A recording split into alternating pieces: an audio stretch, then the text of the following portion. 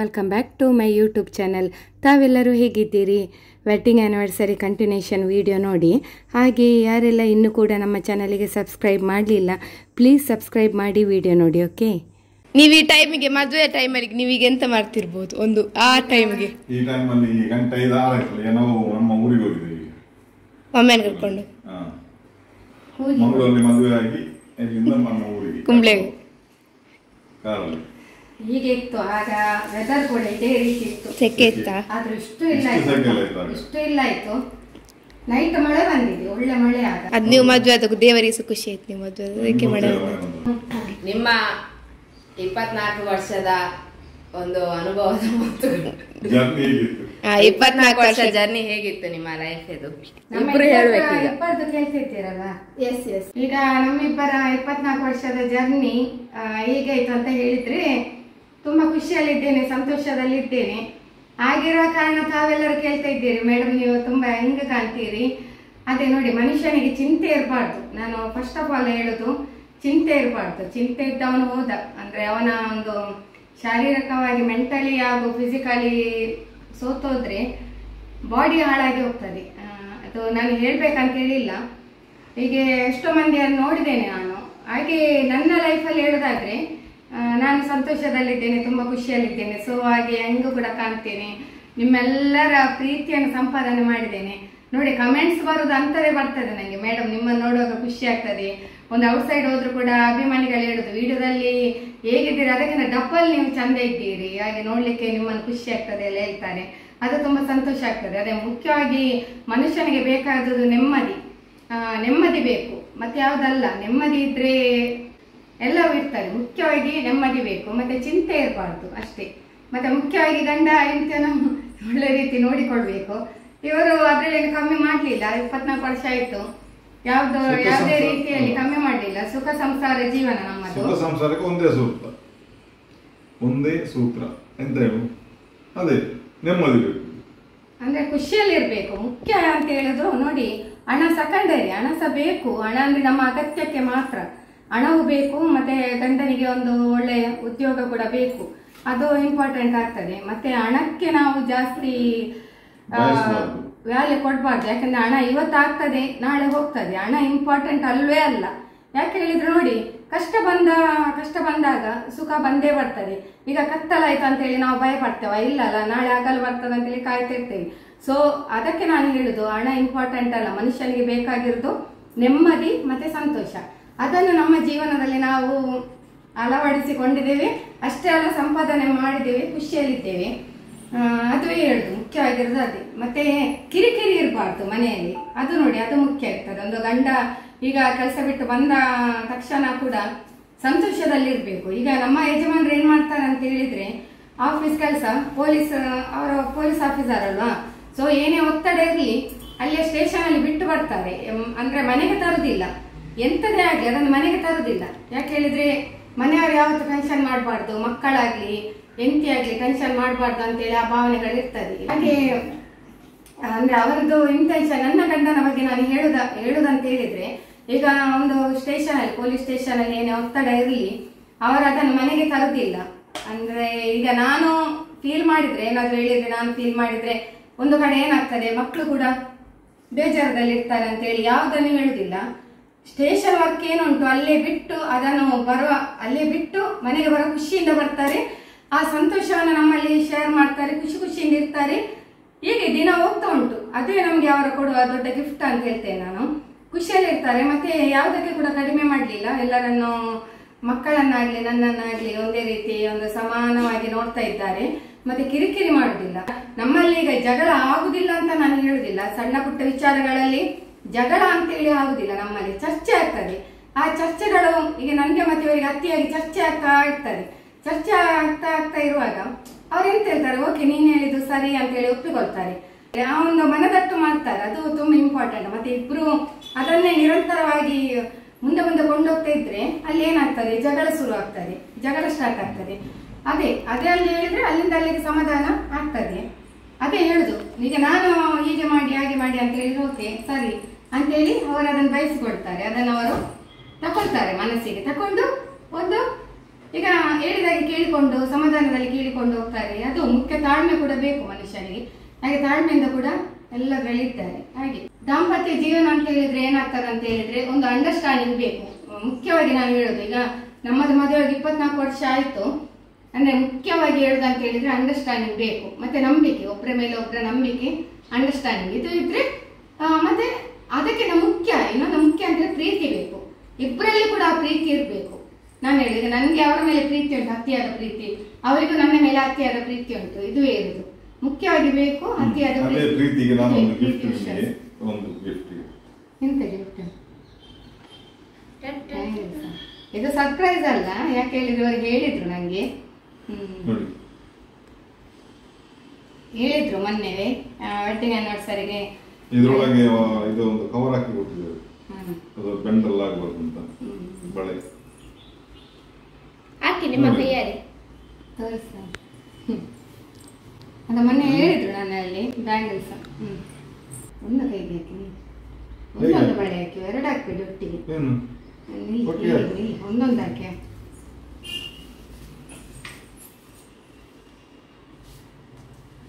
ನೋಡಿ ನನ್ನ ಗಂಡದು anniversary gift ನನಗೆ ಬಳೆ ಕೊಟ್ಟಿದ್ದಾರೆ.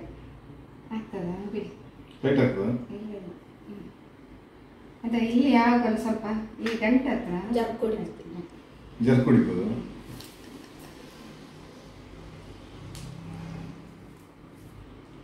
ಟೈಟ್ ಆಗ್ತದಲ್ಲ? ಇಲ್ಲ ಟೈಟ್ ಇಲ್ಲ, ಇಲ್ಲಿ ಗಂಟೆ ಹತ್ರ ಸ್ವಲ್ಪ ಈಗ. Okay, thank you dear, thank you dear.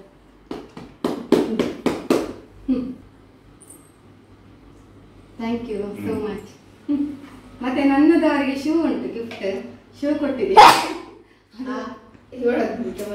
ನನ್ನದೊಂದು ಅವರಿಗೆ, ಅವರು ಯಾವುದನ್ನು ಎಕ್ಸ್ಪೆಕ್ಟ್ ಮಾಡುದಿಲ್ಲ, ಹಾಗೆ ನಾನೊಂದು ಅವರಿಗೆ ಶೂ, ಒಂದು ತುಂಬಾ ಸುಂದರವಾದ ಶೂ, ತುಂಬಾ ಚಂದ ಉಂಟು, ಅಷ್ಟೇ ಸ್ಟೈಲ್ ಉಂಟು.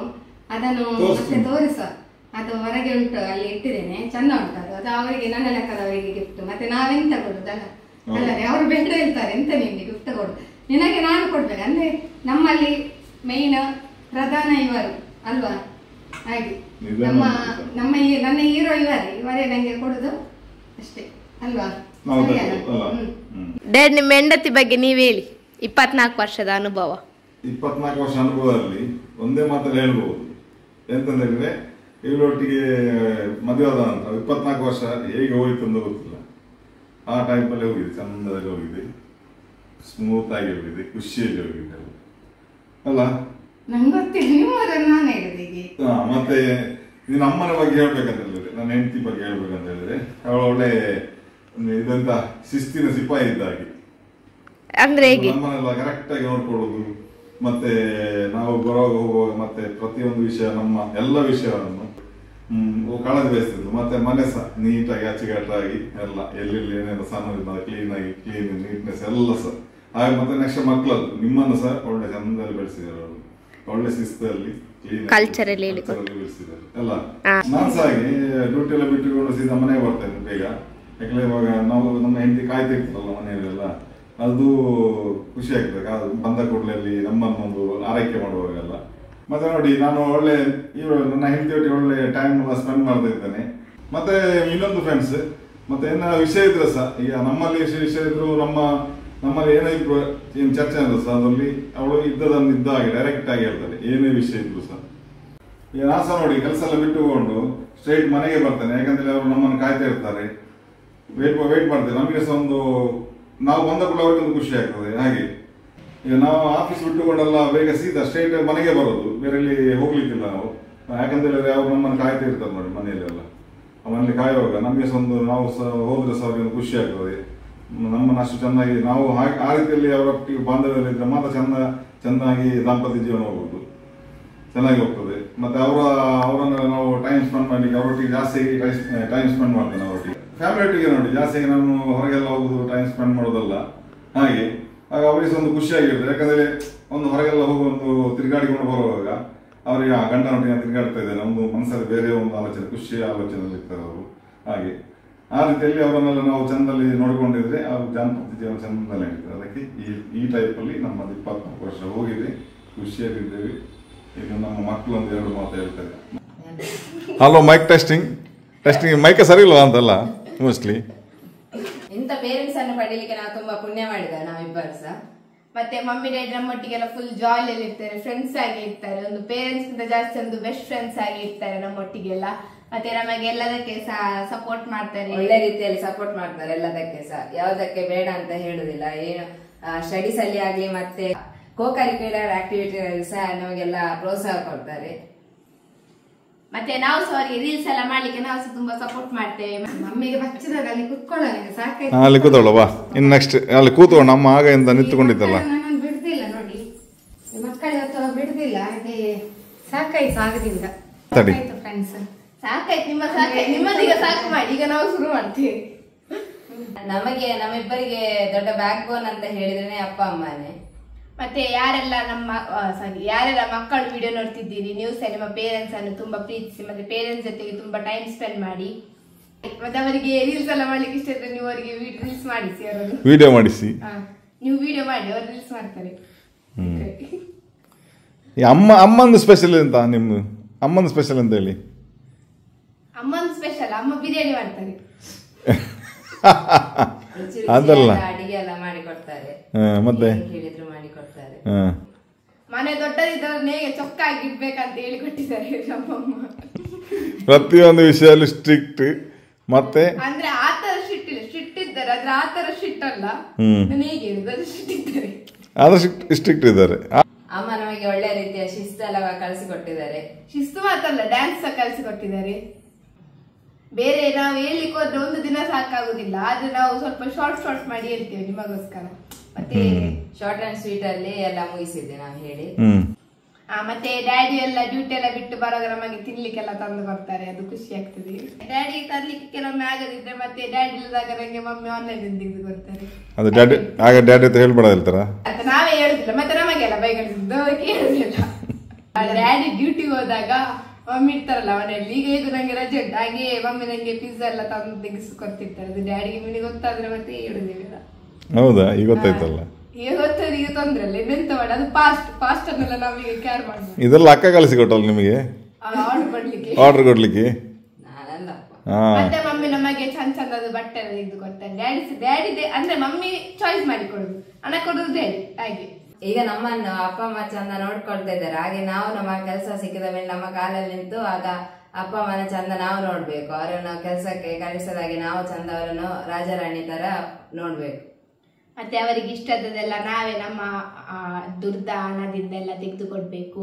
ನಮಗೆ ಈಗ ತೆಗೆದು ಕೊಡ್ತಾರೆ, ಹಾಗೆ ನಾವು ಫ್ಯೂಚರ್ ಅಲ್ಲಿ ನಾವು ಅವರಿಗೆ ಮಾಡಿಕೊಡ್ಬೇಕಾಗಿದೆ.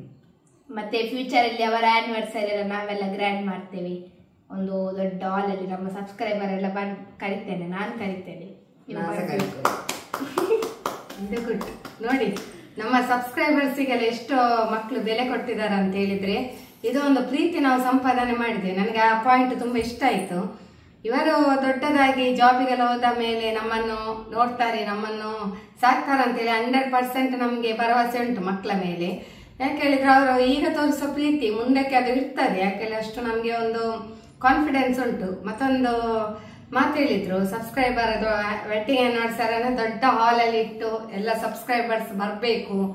ಅದು ನನಗೆ ತುಂಬಾ ಖುಷಿ ಆಯ್ತು. ಅದು ನಾವು ಕರೆಯುವಂತದಲ್ಲ, ನಮ್ಮ ಮಕ್ಕಳು ನಿಮ್ಮನ್ನೆಲ್ಲರನ್ನು ಇನ್ವೈಟ್ ಮಾಡ್ತಾರೆ. ಅದು ತುಂಬಾ ನಮ್ಗೆ ಸಂತೋಷ. ಈಗ ನಮ್ಮಲ್ಲಿ ಅಷ್ಟು ಶಕ್ತಿ ಇಲ್ಲದಿದ್ರು ಕೂಡ ಅಂದ್ರೆ ದೊಡ್ಡ ಹಾಲ್ ಅಲ್ಲಿ ಮಾಡಿ ಗ್ರ್ಯಾಂಡ್ ಮಾಡುವಷ್ಟು ಅಷ್ಟೊಂದು ಶಕ್ತಿ ನಮ್ಮಲ್ಲಿ ಇಲ್ಲ. ಆ ಶಕ್ತಿ ನಮ್ಮ 2 ಮಕ್ಕಳಿಗೆ ದೇವರ ಅನುಗ್ರಹ ಮಾಡಿಕೊಡ್ಲಿ ಅಂತೇಳಿ ಈ ವಿಡಿಯೋದ ಮುಖಾಂತರ ಹೇಳ್ತಾ ಇದ್ದೇನೆ. ಹಾಗೆ ಎಲ್ಲರೂ ಬರ್ಬೇಕು ನನ್ನ ಸಬ್ಸ್ಕ್ರೈಬರ್ಸ್. ನೀವು ನಮ್ಮ ಯೂಟ್ಯೂಬ್ ಅಂತ ಹೇಳಿದ್ರೆ ನನ್ನ ಕುಟುಂಬ ಬೇರೆ ಇಲ್ಲ ಫ್ರೆಂಡ್ಸ್. ನನಗೆ ನನ್ನ ಕುಟುಂಬ ಯಾರು ನನ್ನ ಕುಟುಂಬ ಯೂಟ್ಯೂಬ್ ನನ್ನ ಫ್ರೆಂಡ್ಸ್. ನೀವು ಬರ್ಬೇಕು ಮುಖ್ಯವಾಗಿ. ಬೇರೆ ಯಾರು ಬರದಿದ್ರು ನನಗೆ ಬೇಜಾರಿಲ್ಲ. ನನ್ನ ಆತ್ಮೀಯರು, ನನ್ನ ಇಡೀ ಕುಟುಂಬವೇ ನೀವು. ಯೂಟ್ಯೂಬ್ ಅಲ್ಲಿ ನನ್ನ ಇದ್ದ ಸಬ್ಸ್ಕ್ರೈಬರ್ಸ್ ಹಾಗೂ ನನ್ನ ವ್ಯೂವರ್ಸ್ ಇಷ್ಟು ಪ್ರೀತಿ ತೋರಿಸ್ತೀರಲ್ವಾ, ನೀವು ಸಪೋರ್ಟ್ ಮಾಡಿ, ಇಷ್ಟು ಸಪೋರ್ಟ್ ಕೊಡ್ತೀರಿ, ಪ್ರತಿಯೊಂದು ಹೆಜ್ಜೆಗೆ ಸಪೋರ್ಟ್ ಮಾಡ್ತಾ ಇದ್ದೀರಿ. ಅದು ನನಗೆ ತುಂಬಾ ಖುಷಿ ತಂದಿದೆ. ಸೊ ಅದಕ್ಕೋಸ್ಕರ ನನ್ನ ಮಕ್ಕಳು ಹೇಳಿದಾಗೆ ಇನ್ನು ಮುಂದಕ್ಕೆ ಒಂದು ಮಕ್ಕಳು ಅವರಿಗೆ ಒಂದು ಒಳ್ಳೆ ಮನಸ್ಸು ಬಂದು ದೊಡ್ಡ ಹಾಲಲ್ಲಿ ಒಂದು ಮಮ್ಮಿ ಡ್ಯಾಡಿದ ಆನಿವರ್ಸರಿ ಮಾಡುವಾಗ ನೀವೆಲ್ಲರೂ ಅವರು ಇನ್ವೈಟ್ ಮಾಡ್ತಾರೆ. ಆಗ ನೀವೆಲ್ಲರೂ ಬಂದು ನಮ್ಮನ್ನು ಹಾರೈಸ್ಬೇಕಂತ ಕೇಳಿಕೊಳ್ತೇನೆ. ಹಾಗೂ ಈಗ ನನಗೆ ಯಾರು ನನ್ನ ವೆಡ್ಡಿಂಗ್ ಆನಿವರ್ಸರಿಗೆ ಮುದ್ದು ಮುದ್ದು ಕಮೆಂಟ್ಸ್ ಹಾಕಿ ತುಂಬ ಹೃದಯದಿಂದ ಹಾರೈಸಿದ್ದೀರಿ. ಎಲ್ಲರಿಗೂ ಕೂಡ ತುಂಬ ಹೃದಯದ ಧನ್ಯವಾದಗಳಂತ ಹೇಳ್ತೇನೆ ನಾನು. ನಮಗೆ ತುಂಬಾ ಪ್ರೀತಿ ಕೊಟ್ಟಿದ್ದೀರಿ, ತುಂಬಾ ಸಪೋರ್ಟ್ ಮಾಡ್ತಾ ಇದ್ದೀರಿ. ಅಷ್ಟೇ ಅಲ್ಲ, ಗೌರವವನ್ನು ಕೂಡ ಕೊಡ್ತೀರಿ, ಅದು ಇಂಪಾರ್ಟೆಂಟ್ ಯಾವಾಗಲೂ ಕೂಡ. ಇದನ್ನು ಖಂಡಿತ ನಾವು ಯಾವತ್ತೂ ಮರೆಯುವುದಿಲ್ಲ. ಮುಂದಕ್ಕೆ ನೋಡುವ, ನಮ್ಮ ಫ್ಯೂಚರ್ಗೆ ಇನ್ನು ಕೂಡ ಒಳ್ಳೆ ಗ್ರ್ಯಾಂಡ್ ಅಲ್ಲಿ ಆನಿವರ್ಸರಿ ಮಾಡಿದ್ರೆ ನಾವು ಖಂಡಿತ ನಿಮ್ಮೆಲ್ಲರನ್ನು ಕೂಡ ಇನ್ವೈಟ್ ಮಾಡ್ತೇವೆ ನಾವು ಕೂಡ, ಹಾಗೂ ನಮ್ಮ ಮಕ್ಕಳು ಕೂಡ. ಆಗ ನೀವೆಲ್ಲ ಬರ್ಬೇಕಾಯ್ತಾ? ಇದೊಂದು ಸತ್ಯ. ಹಾಗೆ ಮಾತಾಡ್ಲಿಕ್ಕೆ ಹೋದ್ರೆ ತುಂಬಾ ಉಂಟು ಫ್ರೆಂಡ್ಸ್. ಹಾಗೆ ಇನ್ನು ಹೆಚ್ಚು ಮಾತಾಡಿದ್ರೆ ನಮ್ಮ ವಿಡಿಯೋ ಕೂಡ ಲೆಂತ್ ಆಗ್ತದೆ, ಪುನಃ 40 ಸೆಕೆಂಡ್ ಅಂತೇಳಿ ಹೋಗ್ಬೇಕಾಗ್ತದೆ. ಹಾಗೆ ಮುಂದೆ ಏನಾದ್ರು ಮಾತಾಡ್ಲಿಕ್ಕಿದ್ರೆ ಮಾತಾಡುವ ನಮ್ಮ ವಿಡಿಯೋದಲ್ಲಿ. ಓಕೆ ಫ್ರೆಂಡ್ಸ್, ಇನ್ನು ನಾವು ಊಟಕ್ಕೆ ಹೊರಡಬೇಕು. ಹಾಗೆ ಫ್ರೆಂಡ್ಸ್, ಮತ್ತೆ ಅಂತ ಇವತ್ತು ನಾವು ಬೆಳಿಗ್ಗೆಯಿಂದ ಮನೆಯಲ್ಲ ಆಚೆ ಈಚೆ ಓಡಾಟ ಆಯ್ತು. ಸೊ ಹಾಗೆ ಊಟ ಕೂಡ ಇವತ್ತು ಔಟ್ಸೈಡ್ ಹೋಗ್ತಾ ಇದ್ದೇವೆ. ಹಾಗೆ ಹಸ್ಬೆಂಡ್ ಹೇಳಿದ್ರು ರೆಸ್ಟೋರೆಂಟಿಗೆ ಹೋಗುವ ಅಂತ. ಮನೆಯಲ್ಲಿ ಮಾಡಿದ್ರೆ ಇನ್ನು ತುಂಬಾ ಅದರದೇ ಒಂದು ಕೆಲಸ ನಡೀತದೆ. ಹಾಗೆ ನಾವು ರೆಸ್ಟೋರೆಂಟಿಗೆ ಹೋಗ್ತಾ ಇದ್ದೇವೆ ಊಟ ಮಾಡಿ ಬರುವ ಅಂತ ಹೇಳಿ. ನಮ್ಮ ಒಂದು ಕೆಲವು ಆತ್ಮೀಯರು ಬರ್ತಾರೆ, ಅಲ್ಲಿ ನಮ್ಮ ಜೊತೆ ಪಾಲ್ಗೊಳ್ತಾರೆ. ಮತ್ತೆ ಹೆಚ್ಚಿನ ವಿಡಿಯೋ ಮಾಡುದಿಲ್ಲ, ಯಾಕೆ ಹೇಳಿದ್ರೆ ವಿಡಿಯೋ ಲೆಂತ್ ಆಗ್ತಾ ಉಂಟು ತುಂಬಾ. ನೋಡಿ ಫ್ರೆಂಡ್ಸ್, ನಾವೀಗ ಒಂದು ಹೋಟೆಲ್ಗೆ ಬಂದಿದ್ದೇವೆ.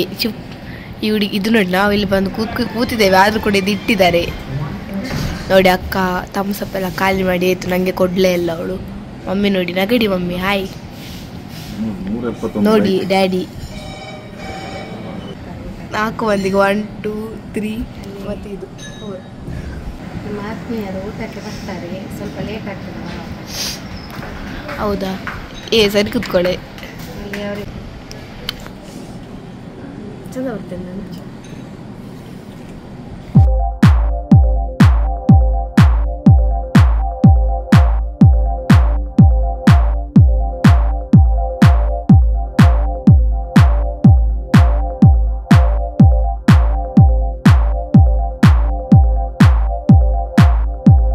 ಸತ್ತು ಇವರು ಬಂದಿದ್ದಾರೆ. ಇವರು ಯಾರಂತ ಹೇಳಿದ್ರೆ ಗೆಸ್ ಮಾಡಿ ನೀವು. ಇವರು ಸರ್ವ್ ಮಾಡುವವರು.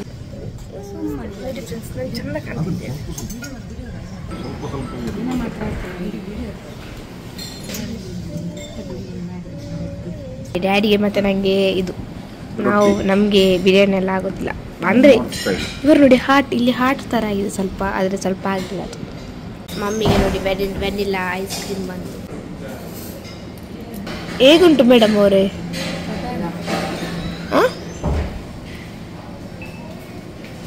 ಈಗೀಗೆ ಅಂದರೆ ಹೇಳಿ. ಓಕೆ ಫ್ರೆಂಡ್ಸ್, ನನಗೆ ತುಂಬ ಟಯರ್ಡ್ ಆಗಿದೆ, ಯಾಕೆ ಗೊತ್ತಿಲ್ಲ. ಹಾಗೂ ನಮ್ಮ ಆತ್ಮೀಯರೆಲ್ಲ ಬರ್ತಾ ಇದ್ದಾರೆ, ಕಾಲ್ ಮಾಡಿದ್ರು ನಮಗೆ. ಹಾಗಾಗಿ ಈ ವಿಡಿಯೋವನ್ನು ಇಲ್ಲಿಗೆ ಎಂಡ್ ಮಾಡ್ತಾ ಇದ್ದೇನೆ. ವಿಡಿಯೋ ತಮ್ಮೆಲ್ಲರಿಗೂ ಕೂಡ ಇಷ್ಟವಾಗಿದ್ರೆ ಲೈಕ್, ಶೇರ್, ಕಮೆಂಟ್ ಮಾಡಿ. ಹಾಗೂ ಫಸ್ಟ್ ಟೈಮ್ ನಮ್ಮ ಚಾನಲ್ ನೋಡುವವರು ಪ್ಲೀಸ್ ಸಬ್ಸ್ಕ್ರೈಬ್ ಮಾಡಿ. ಸಿಗೋಣ ಮುಂದಿನ ವಿಡಿಯೋದಲ್ಲಿ. ಧನ್ಯವಾದಗಳು.